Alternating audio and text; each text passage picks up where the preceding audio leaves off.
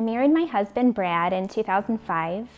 We were looking for a church in Fort Wayne, and the chapel was the very first church that we visited. And now we've been there going on 15 years. We have 2 boys. Silas is 10, Eli is 12.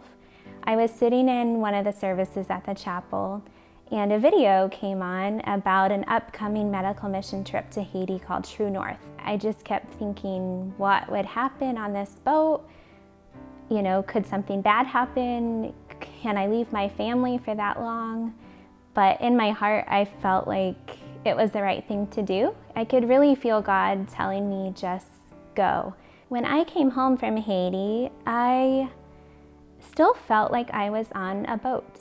I had this rocking sensation that just wouldn't go away. I felt like the walls were kind of closing in on me. The only place I felt comfort was in my bed in the dark. They determined that I had some kind of damage in my inner ear that was causing all of these problems.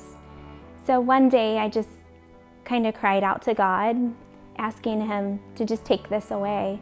Those 6 weeks were very hard, but God did take it away. I ended up going to have an MRI just to make sure there were no tumors on my inner ear.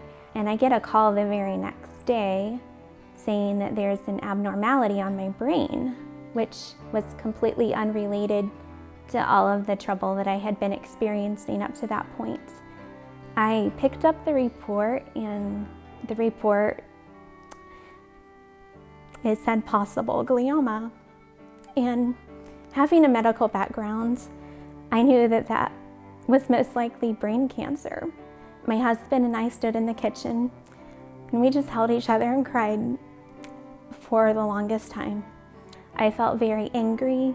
My whole body was paralyzed with fear of the unknown. And I asked God a lot of questions. Why is this happening to me? I'm only 34. Will I survive the surgery? I was very afraid for my family. There was a chance I could wake up from surgery and not be the same. I could have speech problems, memory loss. The list was so long and terrifying. The truth is, I had gotten so comfortable with being safe my whole life. Faced with this challenge, I didn't know how to react but to be fearful. And all of that faith that I had in God, it kind of just went out the window. The suffering and the waiting really drew me close to God to see all the love that He has to offer. The night before surgery, I had the most peace that I've ever had in my life. I just kept reciting Joshua 1:9 in my head over and over again. Be strong and courageous. Do not be afraid, for the Lord your God will be with you wherever you go. I even woke up from surgery saying that verse in my head. I got the pathology report after surgery. It was confirmed that yes, it was cancer. It was thankfully low grade. It was a type of a glioma. Unfortunately, he told me right after surgery is not a cure. This can come back at any time, and it will.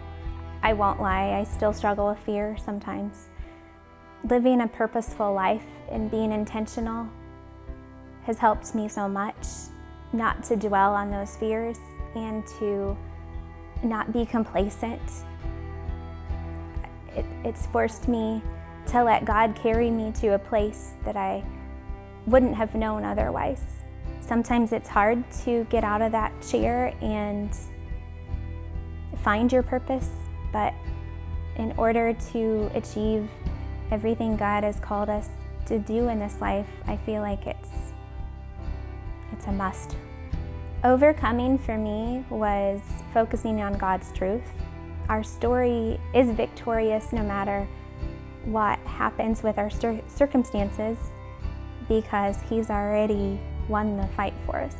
My prayers changed to please use it to grow me and to help others, and whatever it is, just help me to live a purposeful life no matter what the outcome may be, that it would be well with my soul no matter what.